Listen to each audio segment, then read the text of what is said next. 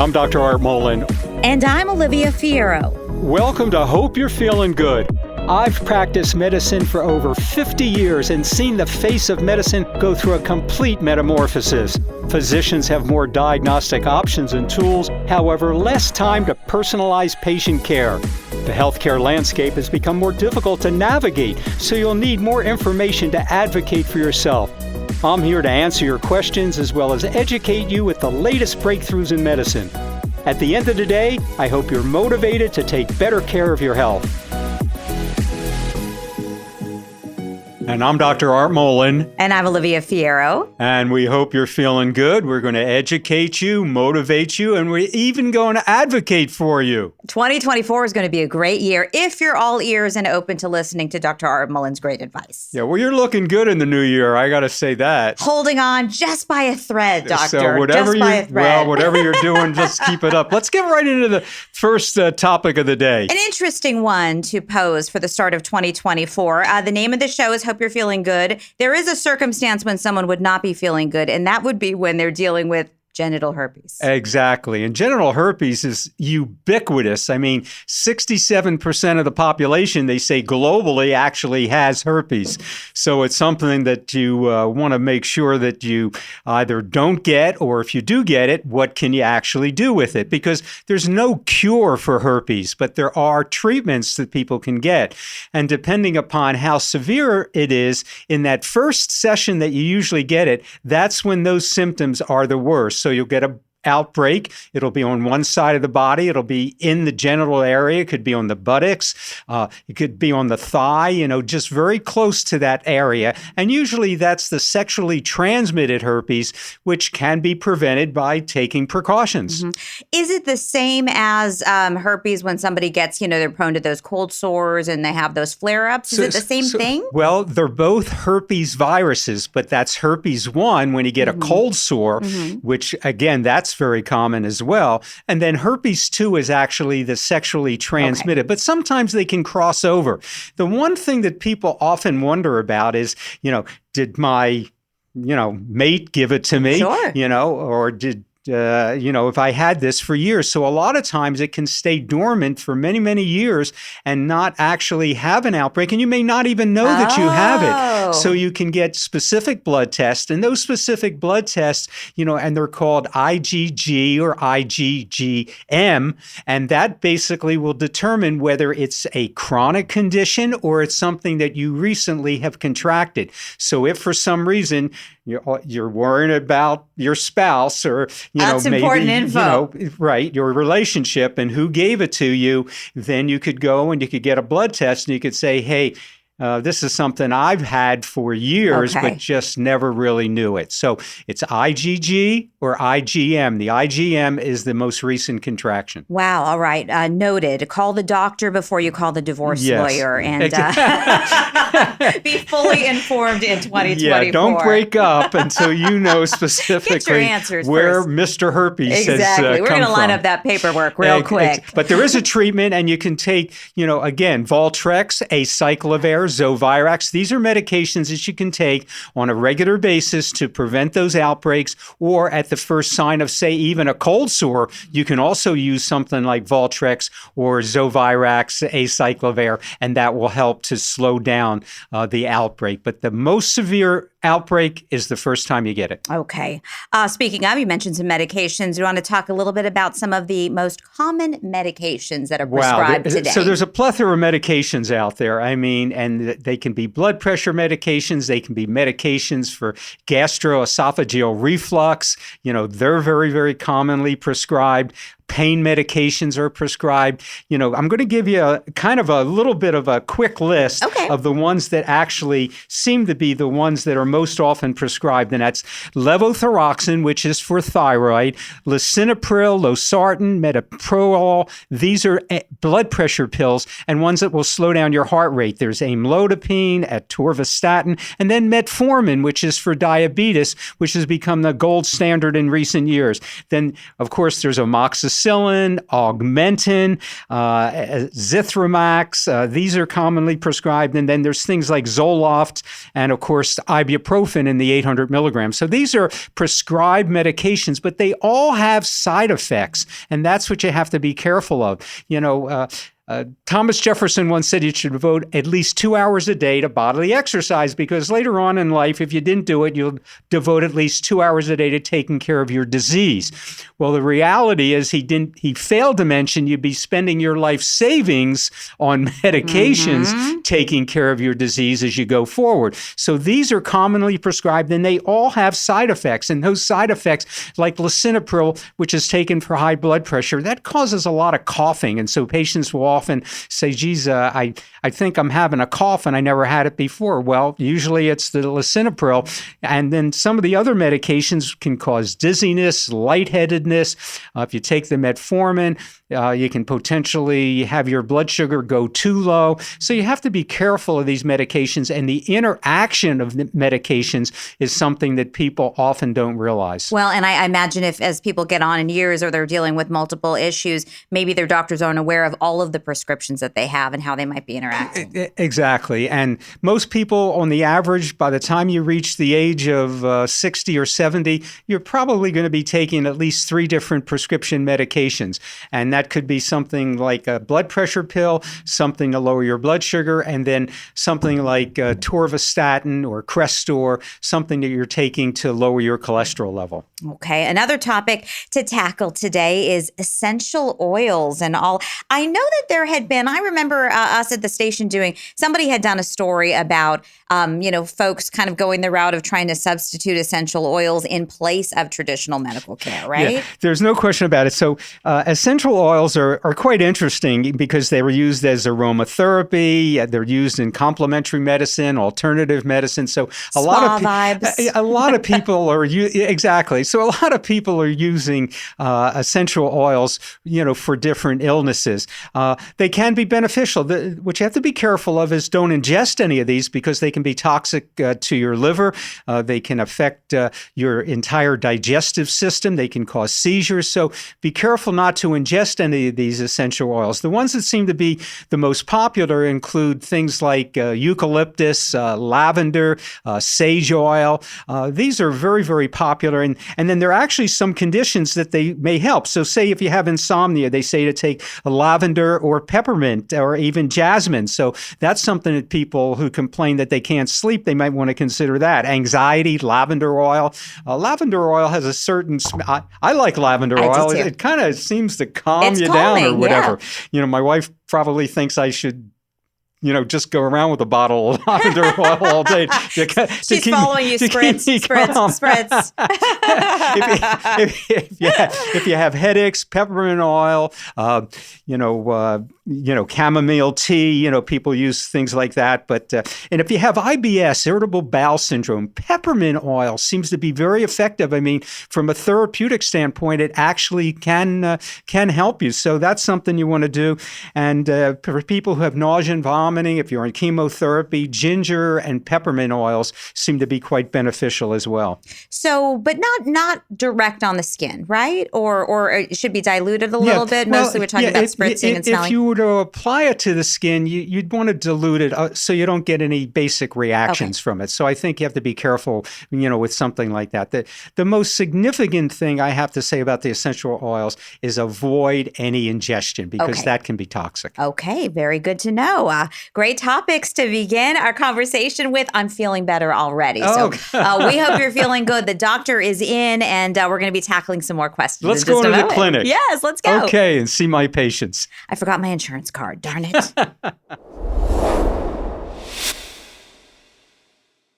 Well, we're back, and we're going to take some questions since I'm in the clinic now. Yes. I'm ready to see patients. Dr. Mollen is ready and prepared, so we definitely have a lot of questions for you.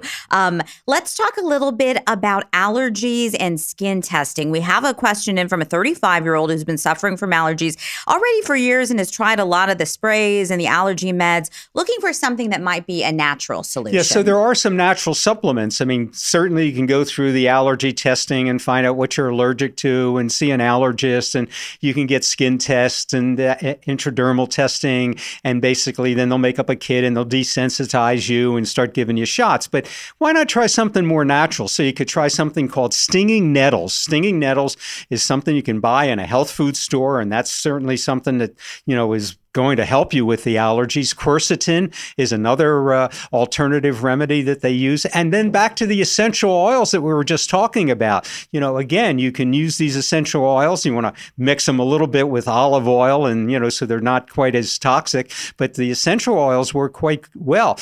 Peppermint is one that you can use.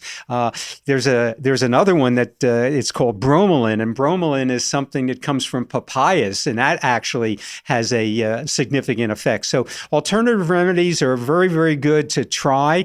You can also use a humidifier. You can go in the steam room and try to steam up some of those allergies and get those out. And then, of course, check your air filters at home, because dust mites are one of the common allergens that are out there. And avoid having that little puppy sleep in bed with you, because they carry all the dander from outside. They do, but they're so those cute. Are natural remedies. All right. Some good options. We have a note in from Melanie, who is 55 and has been experiencing adult acne. That just seems wrong, right? So yes. She said she dealt with this as a teenager, and, what do we do now? This is the irony of, you're starting to deal with wrinkles and you're also dealing with acne. It's just not right. It's hormones. Yes. It's all about the hormones. The hormones. I keep telling people that all the time. I told my wife the other day, it's, she said, I got a pimple. It's hormones, So the bottom line is, what happens as a woman, starts to get a little bit older. She may start to get close to menopause, and her androgen levels, which is testosterone, they stay elevated, but the estrogen starts to go down. So the androgen becomes a more dominant hormone, and that's what precipitates a lot of that adult acne. So you want to have your hormones checked. You can take, they may prescribe birth control pills, to change it. Another one is called aldactone, which inhibits the production of androgens in the body, and that can also work very, very effectively. I've seen that as actually a better treatment. Of course, you can use hydrogen peroxide. You want to use that on your skin. You can use Retin A. That's another acne type medication, and some of those are really topicals that you can use. But I really like the idea of checking your hormones and seeing what they are, and using something like aldactone, which will inhibit the production of the testosterone. Melanie, you're not alone. It all gets out of whack, right? We're supposed to be in balance. It's just not working. I bought an acne face wash that I'm using about once a week too. So I'm like, what is going on? Atrial fibrillation. We have a question in from Sarah, who is 72. I believe it's Sarah, 72, and has been dealing with this. So the cardiologist wants to put in a pacemaker. What do you think? Yeah, so pacemakers are very, very effective for atrial fibrillation, and they're often used. But sometimes they can do what's called ablation. They'll go in and they basically ablate, and basically, kind of put some scar tissue, in that particular area of the heart. Really? And that knocks out this atrial fibrillation. So it changes the whole rhythm of the heart. Atrial fibrillation comes from abnormal beats and very rapid beats of the heart. And they can, be very disturbing, and they cause anxiety and stress and everything else. So they go in and they ablate it, but sometimes they have to go back in and re-ablate it, maybe several weeks later, because it wasn't that effective. But ablation is something that could be an alternative, and medication. You can try medication first before you rush into putting a pacemaker in. I know a lot of docs like to put the pacemaker in because they don't want to leave it to their imagination to see if the ablation or anything else is going to help, because there's no gold standard when it comes to ablating an area for atrial fibrillation. Wow, I'd never heard that was. I know women do that to put a stop to the menstrual cycle, to the uterine lining, right? Right. Ablation. Yeah, that's another type of ablation. Yes. Wow, very interesting, doctor. Okay, we have a question now about the COVID strain, wondering if we should be receiving the new COVID vaccine. I should say, saying I have had COVID before. This is coming from Melvin, but I'm a little bit worried about maybe a compromised immune system. Is there natural immunity boosters? That might be a better option. Yeah, so the COVID vaccine definitely works. And how it works, it doesn't necessarily work to completely prevent you from contracting COVID. But if you were to get COVID, it would reduce the symptoms that you're having and reduce the risk of hospitalization. So that's really the benefit of a lot of these vaccines, the way I see it. Now, the new strain that's out, it's ubiquitous. It's all over the place and it's very contagious. So you have to be very, very careful. But in addition to that, influenza that's going around is also very contagious. But the good news about the new strain, it's not like the Omicron strain, which was several years ago when we had the epidemic and many people were dying and being put on respirators and things like that. So this particular strain of the COVID is not necessarily going to be as pernicious, as potent, and in terms of causing you to have to go into the hospital and get on an intubator or something like that. So I think at this point, get the vaccine. It is effective. The other side of it, there are medications. Paxlovid is one medication you could take in the early stages in the first 5 days that you were to contract COVID. So don't believe the myths that if you get the COVID vaccine, that you're going to grow a third eye on your forehead or that they're putting chips into your body. And so some of those conspiracy theories I don't think are valid.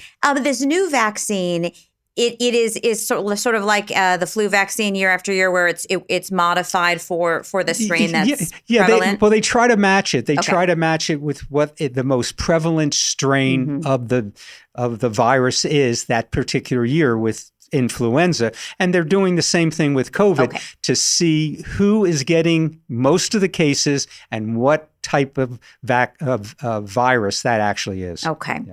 Oh, we got a great topic here coming in from Anonymous. So we won't be saying your name here, but asking a question from a 40-year-old about male birth control. Obviously, this is, maybe theoretically, we would hope a shared responsibility, but how advanced have we gotten in moving towards this as a permanent thing?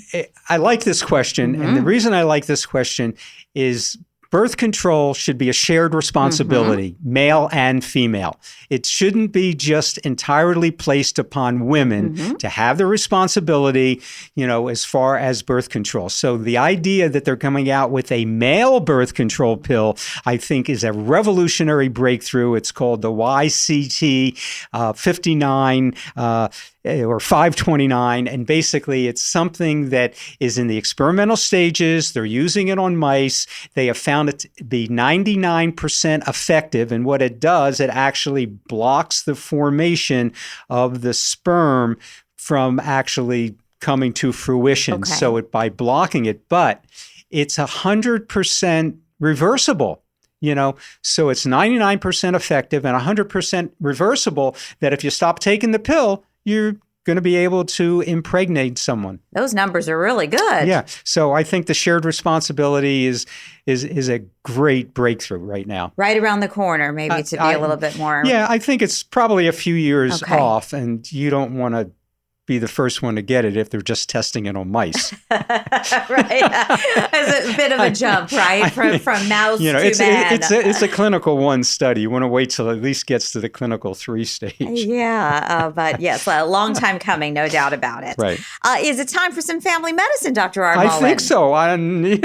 Family medicine, again, we've talked about it before. I can tell you that, we usually respond to about 3 questions, but usually I get about 30 questions a week from my family. We got a lot of questions, of course. Let's get right to it. So here's one that would be interesting for any parent. A 14-year-old hits their head. Do they need a CT scan or CAT scan? And of course, we all get really afraid when it comes to any head injury. Right. So this came from my nephew, Jeff, and Jeff has a 14-year-old son. He's a basketball player. He hit his head.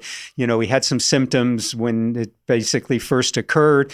Got a little bit of dizziness and lightheadedness. They took him out of the game and they just observed him for the next several days. So he was concerned whether or not he needed to have a CAT scan. So those symptoms persist for more than a 24, 48-hour period, yes, they should have a CAT scan. Okay. But in general, you don't need to take the child who may have suffered a head injury on the court or on the football field or soccer field, right away to get a CAT scan. So just observe them, make sure they're not having persistent dizziness, they're not having lightheadedness, they're not having a headache. And here's one symptom that I have seen with people, and children particularly, they feel out of sorts. If the child feels out of sorts and it's like, I just don't feel right, Dad or Mom, then that's the time to definitely get them to the hospital, get a CAT scan and get it checked out. Yeah. And I know people have a really heightened awareness, at least over the last few years, about the risk. So I've noticed even with my son's sports, that there's really a protocol to pull people out of games and all of that. So exactly. Just don't send them back into a game. They should stay out of the activities generally after a head injury, I think for at least a week, just to make sure they're not going to experience any other symptoms. Okay, good advice. Another one is coming in family medicine. Somebody asking in your family that their husband has the flu. So what can we do to help? I mean, I try to just leave the house, give you peace and quiet. I'm not a medical professional. What can I possibly do? So I think humidification works well. I think getting into a hot shower and steaming it up and allowing that to just kind of open up some of the sinuses. You can, if you have the persistent cough, you could take something like Robitussin, but I think if someone does contract influenza, there are some simple home remedies that you can take. Make sure you're hydrated. I like Tylenol over the ibuprofens, so those are probably the basic things that you could do. Chicken soup really do anything? Where does that come from? I think the Jewish penicillin is something that does help no matter what, because it hydrates you very well. Yes, exactly. Hydration is key. Claritin D, side effects, what should you take? Obviously thinking about allergies and all of that. And especially if you've got chronic allergies, you're thinking about this is a pill you're taking every single day probably, right? So this comes from Francine, and basically she experienced some symptoms from an allergic reaction that she was having from mosquito bites. So she was having mosquito bites and nothing was helping. So she took some Claritin D. Again, you can take Benadryl if you have mosquito bites and things like that. There's a lot of home remedies that they've touted in years, but basically she decided to take a Claritin D. Well, the problem is with the D, it's a stimulant and it will stimulate your entire central nervous system, and that can potentially cause side effects. So if it stimulates that, then it's going to stimulate your blood sugar, and your blood sugar can potentially get lowered because your metabolism is burning it up pretty quickly. So she checked her blood sugar and it was like 60 and basically was wondering if that actually was the cause. It wasn't a direct cause and effect, but it was an indirect cause and help to lower her blood sugar. So be careful of taking any of these over-the-counter remedies, particularly the ones that have ephedrine or D or things like that in there, because that can potentially cause a lot of symptoms. And it's another good reminder. I mean, we kind of think if it's off the shelf, you don't have to worry about it, but there are still things to think about. Exactly. There are a lot of over-the-counter remedies that I'd like to talk about in the future that we ought to address and talk about the excess that people can take with over-the-counter remedies, not thinking that they're going to be very harmful. Right. Well, as a highly allergic person, I understand. You take whatever you can get usually. Yeah. So again, take 2 miles and call me in the morning. There you go. We'll all go for a run and some deep breathing with a little lavender aromatherapy. Yeah, the lavender therapy is really good. I mean, my wife wants me to order a 55-gallon drum. We'll take a nice deep breath. We hope you're feeling good and that this useful information from Dr. Art Mollen is going to help you get there if you're not feeling your best right now. And if you have a question, tune in and send me an email. We'd love to hear from you. I hope you're feeling good.